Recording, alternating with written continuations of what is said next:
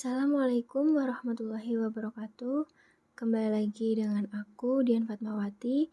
Di video kali ini, kita akan membahas mengenai standar pelayanan radioterapi untuk brachyterapi.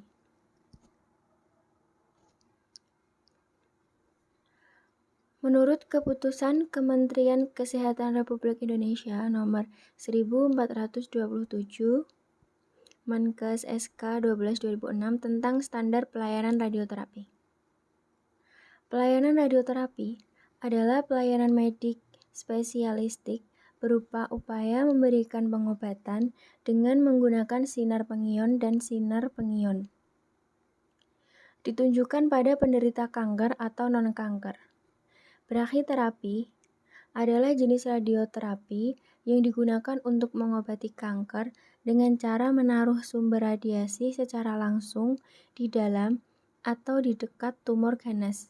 Brachyterapi memberikan pengobatan yang lebih tepat dan mengurangi kerusakan di daerah jaringan yang sehat di sekitar tumor. Fasilitas untuk brachyterapi. Yang pertama, brachyterapi laju dosis rendah 0,4 sampai 2 gray per jam. Fasilitas ruangan yang harus dipenuhi untuk penyelenggaraan pelayanan brachyterapi laju dosis rendah berdasarkan flow dan efisiensi agar pasien tidak perlu berjalan sehingga transportasi sumber bias diminimalkan dan menghindari transportasi dengan lift pada pasien dengan sumber radioaktif. Perlengkapan ruang penyimpanan sumber radioaktif dan persiapan. Yang pertama ada lock door, 2 warning bahaya radiasi pada pintu, shielding atau tempat penyimpanan sumber, fasilitas untuk penerimaan, persiapan, kalibrasi, dan pengambilan sumber. Yang kelima, monitoring area radiasi yang terlihat dari pintu masuk dan gambar persiapan sumber. Selanjutnya ada almari dan peralatan penting serta dokumen yang diperlukan. Lalu ada troli untuk transportasi sumber. Untuk perlengkapan ruang aplikasi ada 6 yaitu 1. Meja pemeriksaan atau meja aplikasi. Yang kedua, lampu pemeriksaan atau lampu operasi. Yang ketiga, fasilitas anestesi dan recovery. Yang keempat, X-ray atau simulator atau ortogonal atau stereoshift X-ray atau C-arm. Yang kelima ada light box. Yang keenam, lampu ultraviolet. Pada ruang perencanaan radiasi atau treatment planning room berdekatan dengan ruang aplikasi.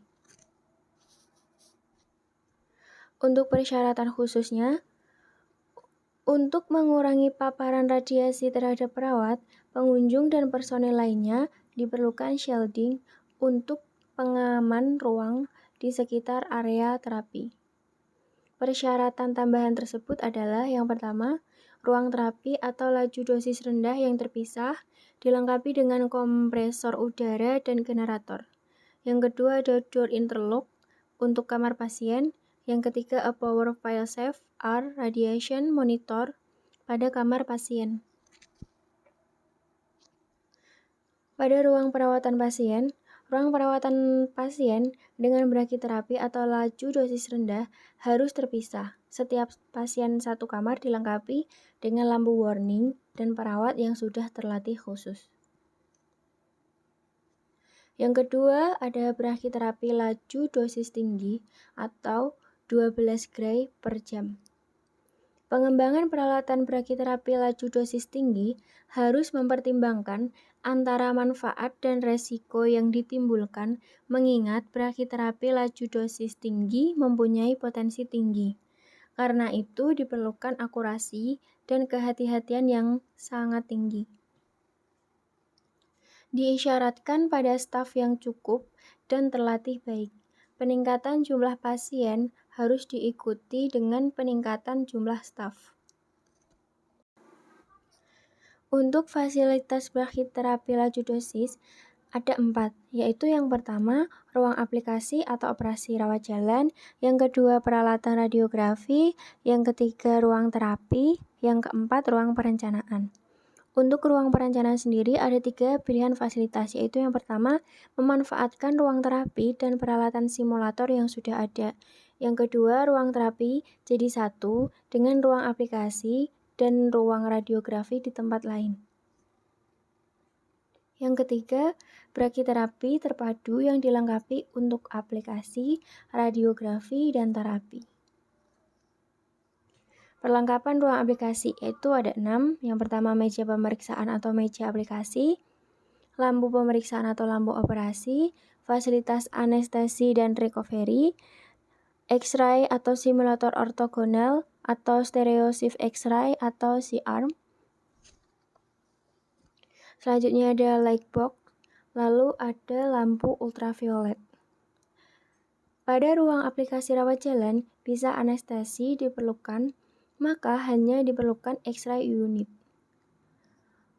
Pada ruang perencana radiasi atau treatment planning room, berdekatan dengan ruang aplikasi. Ruang terapi yang pertama, ruang harus diproteksi dengan shielding. Perlengkapannya yaitu a door interlock, a power fail-safe radiation monitor yang dapat terlihat dari pintu masuk. Ruang konsul kontrol dilengkapi dengan light box, ketebalan dinding dan shielding HRD. Brachyterapi harus sama karena tidak ada fokus area, sehingga paparan radiasi semuanya primer. Peralatan untuk brachyterapi. Yang pertama, peralatan X-ray lokasilator dilengkapi dengan fluoroskopi, sehingga memungkinkan posisi aplikator dicek dan bila perlu dilakukan reposisi. Peralatan ini berfungsi sebagai simulator yang mempunyai vigiometri atau dilengkapi dengan location box. Yang kedua, peralatan untuk perencanaan terapi harus sesuai dengan rekomendasi. Yang ketiga, peralatan treatment delivery, pengadaan peralatan laju dosis tinggi dan laju dosis rendah brachyterapi harus berdasarkan pertimbangan situasi klinik setempat secara matang dan hati-hati. Yang keempat, peralatan program jaminan kualitas brachyterapi harus memenuhi rekomendasi. Yang kelima, peralatan pengaman radiasi dan pengelolaan sumber sesuai peralatan radiasi internal. Yang pertama, terdapat ruang khusus isolasi radioaktif.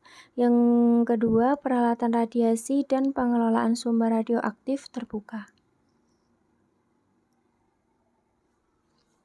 Kebijakan dan prosedur pelayanan brachyterapi. Kebijakan pelayanan brachyterapi. Brachyterapi umumnya dilakukan bersama-sama dengan radiasi eksternal. Kedua, pelayanan brachyterapi dengan menggunakan sumber iridium 192 meliputi pelayanan brachyterapi intrakavit, implantasi intraluminer, dan mold pada berbagai jenis keganasan. Ketiga, pelayanan brachyterapi dengan menggunakan sumber cesium 137 dan kobalt 60 meliputi pelayanan brachyterapi intrakaviter kanker mulut rahim dan kanker endometrium. Setiap tindakan brachyterapi yang dilakukan dalam narkose perlu persetujuan dokter spesialis kardiologi dan dokter spesialis anestesi. Selanjutnya, tindakan brachyterapi ovoid tidak memerlukan narkose. Pemasangan aplikator dilaksanakan oleh dokter di ruang aplikasi yang steril. Fototerapi dilaksanakan dengan C-arm atau pesawat simulator ortogonal untuk kepentingan perhitungan dosis dan dokumentasi. Perhitungan distribusi dosis berdasarkan ICRU 50. Fisikawan medik bertanggung jawab atas pelaksanaan radiasi. Prosedur pelayanan brachyterapi harus sesuai dengan SOP yang berlaku berdasarkan masing-masing penyakit. Perencanaan dan pelaksanaan radioterapi brachyterapi. Yang pertama, pemeriksaan dan preskripsi, yaitu preskripsi harus ditulis pada kertas preskripsi yang telah disediakan khusus untuk keperluan brachyterapi. Yang kedua, pemasukan aplikator atau kateter dan preparasi sumber. Prosedur pemasukan aplikator atau kateter merupakan tanggung jawab SMF. Prosedur preparasi sumber dan kalibrasi peralatan harus ditentukan terlebih dahulu oleh fisikawan medik. Bila menggunakan aplikasi manual, harus ada prosedur aman dan efisien untuk pengambilan sumber. Selanjutnya, perencanaan terapi atau treatment planning. Kalkulasi dosis dan distribusi dosis untuk menentukan waktu implan merupakan tanggung jawab fisika medis. Prosedur perencanaan berbagai parameter terapi spesifik yang selanjutnya disampaikan kepada petugas pelaksanaan terapi. Parameter terapi spesifik tersebut harus disetujui oleh dokter radio-onkologi. Pelaksanaan terapi. Yang pertama, pelaksanaan terapi atau terminasi terapi merupakan tanggung jawab SMF. Prosedurnya meliputi permulaan startup terapi atau untuk afterloading, pemantauan pasien dan atau aplikator untuk menjamin kontinuitas pelaksanaan, prosedur keadaan darurat dengan kriteria tindakan yang ditulis secara jelas, prosedur untuk aktivitas yang tidak direncanakan, atau interupsi terapi, penyelesaian terapi, termasuk penarikan sumber dan aplikator. Evaluasi periodik dan follow-up. Pemeriksaan follow-up periodik penting untuk mengetahui kondisi umum pasien dan respon tumor, serta untuk mendeteksi dini kemungkinan tumor tumbuh kembali dan mengetahui efek radiasi pada jaringan normal. Demikian tadi pembahasan kita kali ini. Semoga bermanfaat. Sampai jumpa di video selanjutnya. Wassalamualaikum warahmatullahi wabarakatuh. Terima kasih.